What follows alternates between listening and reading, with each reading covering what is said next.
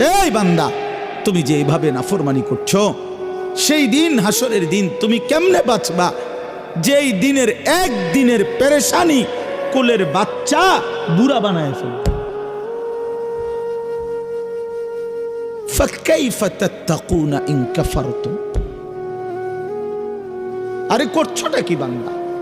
এক মুসলমান এত মিথ্যা কথা বলে, এক মুসলমান এত চুরি করে, এক মুসলমান এত দুর্নীতি করে, এক মুসলমান এত অন্যায় করে, এত সুদ খায়, এত কিস্তি, এত হারাম।